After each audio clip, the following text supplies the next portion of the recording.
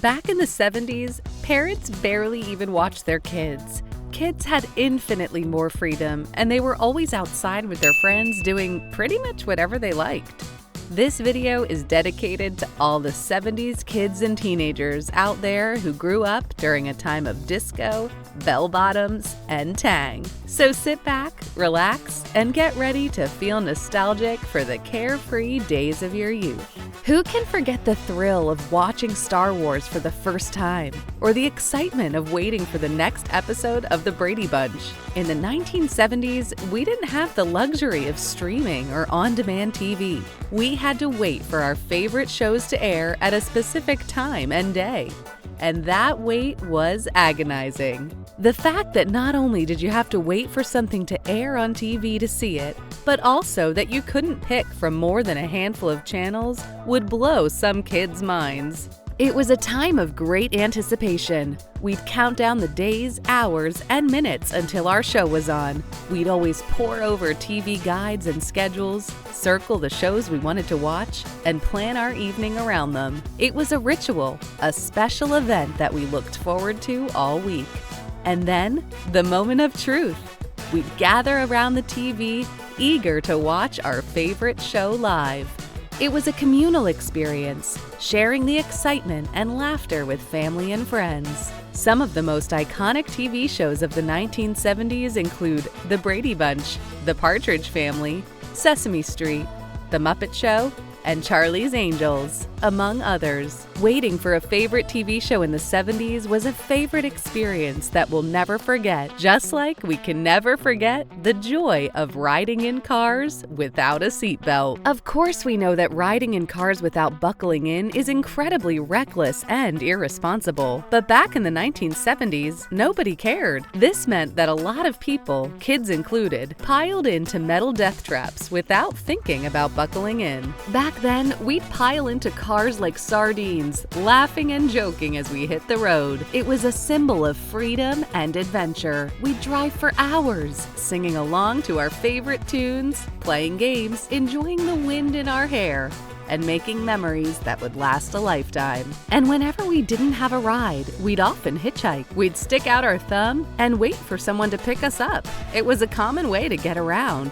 Even though it wasn't always safe, we didn't know any better, and our parents often didn't enforce seatbelt rules. This next one was everywhere in the 70s. Tang, with its unique blend of orange flavor and sweet taste. This drink was not like anything kids had ever tasted before. It was a special treat that kids looked forward to all week. Whether it was a refreshing drink after a long day of playing outside or a special reward for good behavior, Tang was always a delight. Who remembers the fun of mixing the powder with water and watching as the drink transformed from a dull gray to a vibrant orange? Yes, that was fun. And who could forget the famous Tang astronauts or the catchy Tang Tang Tang jingle? Tang wasn't just a drink, it was an experience. Although the drink is not as widely popular as it was in the 1970s, it still has a special place in the hearts of 70s kids. Another interesting thing about the 70s are Saturday morning cartoons. Do you remember waking up early, pouring yourself a bowl of cereal, and settling in for a morning of cartoons? Cartoons were a massive part of many people's childhood memories. From classic Looney Tunes to groovy Hanna-Barbera shows, Saturday morning cartoons were the highlight of the week. Back in the 70s, cartoons were at their peak with iconic shows like Scooby-Doo, Where Are You?, The Flintstones, and The Jetsons. These shows were not only entertaining, but also educational, teaching kids valuable lessons about friendship, teamwork, and social responsibility. One of the most iconic cartoon studios of the 1970s was Hanna-Barbera. Founded by William Hanna and Joseph Barbera, the studio produced some of the most beloved cartoons of the decade, including The Smurfs, The Pebbles and Bam Bam Show, and Hong Kong Phooey. These shows were known for their catchy theme songs, lovable characters, and wacky humor. So, what are some of your favorite Saturday morning cartoon memories from the 70s? The 1970s were also a time of incredible innovation in toys, and one of the most common toys is clackers. The clackers had two acrylic balls attached to a string. Whenever children swing them up and down, they collide and make a clacking sound, which kids love to hear. These two solid balls, each about 2 inches in diameter, are made of rigid acrylic plastic. The player holds the tab with the balls hanging below, and through up and down hand motion, the two balls swing apart and back together, making the clacking noise that gives kids the chills. 70s kids loved this toy, but it is surprising that it took years before somebody noticed that clackers produced a lot of shrapnel. When enough force is applied, the balls can shatter and explode. The shattering of the glass ball sends broken shards all over the place, resulting in reported eye injuries, body cuts, and other damage from clacking. Clackers were taken off the market in the United States and Canada when reports of injuries from children did not stop. Now let's talk about the hottest trend in music and fashion in the 70s: disco. The 1970s saw the rise of rock music, disco, and punk. Teens attended concerts, listened to vinyl records, and participated in dance parties. But in the 1970s, disco was king. It all started in the early 1970s, when DJs in New York City's underground clubs began experimenting with mixing and extending dance records. The sound was a fusion of funk, soul, and Latin rhythms, with a strong emphasis on beat and melody. And the rest, as they say, is history. The most iconic disco artists of the 1970s are the Bee Gees, of course, with their signature harmonies and hits like Stayin' Alive and How Deep Is Your Love. We also have Donna Summer, the queen of disco, with her powerful voice and hits like I Feel Love and Bad Girls. And let's not forget Chic with their funky guitar riffs and hits like Le Freak and Good Times. The 1970s were all about expressing yourself through fashion, and disco was no exception. We saw the rise of platform shoes, polyester suits, and glittery jumpsuits.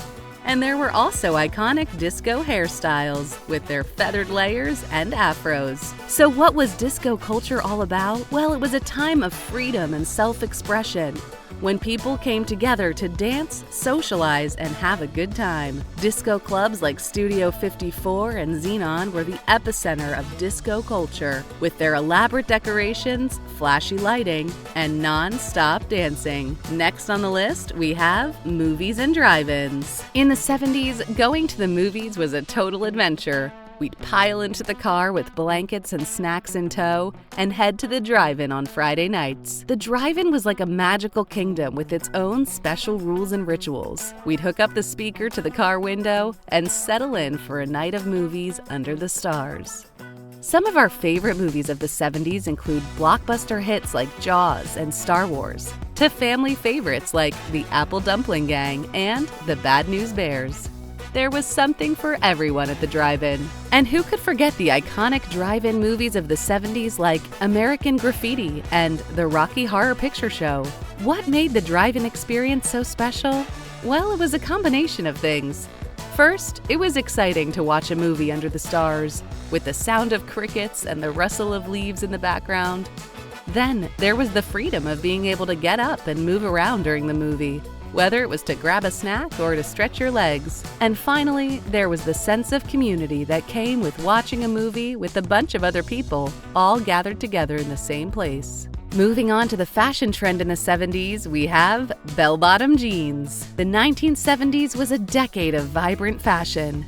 Teens expressed themselves through clothing, hairstyles, and accessories, often influenced by music and cultural movements. Some of the most iconic fashion trends of the 1970s were bell-bottom jeans, platform shoes, and polyester suits. We also had some amazing hairstyles like afros, mullets, and mustaches. But let's talk about bell-bottom jeans. Bell-bottoms were originally worn by sailors, but they became a staple of the hippie fashion scene. And by the 1970s, bell-bottoms had gone mainstream, and everyone from fashionistas to rock stars were wearing them. Wearing bell-bottoms in the 1970s was all about expressing yourself and having fun with fashion. Bell-bottoms were a statement piece, and people loved wearing them to parties, concerts, and other social events. They were also super comfortable, which was a major plus. And let's not forget the flared legs, which were perfect for dancing the night away to disco and rock music. Bell-bottoms are not as widely worn as they were in the 1970s, but they're still a beloved fashion trend among retro fashion enthusiasts. And they've also influenced many modern fashion trends, from flared pants to distressed denim. Growing up in the 1970s, we had a wide range of games to choose from board games like Monopoly and Scrabble, to handheld games like Merlin and Simon, to arcade games like Pong, Space Invaders, and Asteroids. There was no shortage of entertainment options. But when it came to outdoor games, playgrounds were the ultimate adventure. Constructed from metal and wood, with beds of dirt and gravel beneath, they were a far cry from the safety-conscious, rubberized playgrounds of today. One of the most thrilling playground games was the merry-go-round. As we spun it faster and faster, kids would often go flying off, adding an extra level of excitement to the game. It was a thrill ride that we couldn't get enough of. And although we sometimes got hurt, we didn't worry too much about it. We were too busy having fun. The youth of today don't have to worry about participating in lawn darts at the annual family summer barbecue. They were banned in 1988 after putting 6,000 people in the emergency room and causing a handful of casualties. Lastly, in today's video, we have the thrill of riding bikes. Back in the 70s, the world was our playground. You'd often see a ton of teeny elementary schoolers riding down highways to get to school on time. Riding bikes in the 1970s was all about freedom. We used to ride our bicycles all over the place. On weekends and school holidays, we would be gone from early morning to nightfall, without our parents ever even asking where we were or what we were doing. We'd ride for hours, feeling the wind in our hair and the sun on our faces. We'd go on epic bike rides, exploring new places and having adventures. We'd ride to the local arcade, the pool, or the park. We'd play games like tag and hide and seek on our bikes. Which of these childhood memories do you miss the most? Let us know in the comments section below. And don't forget to hit the subscribe button for more videos like this.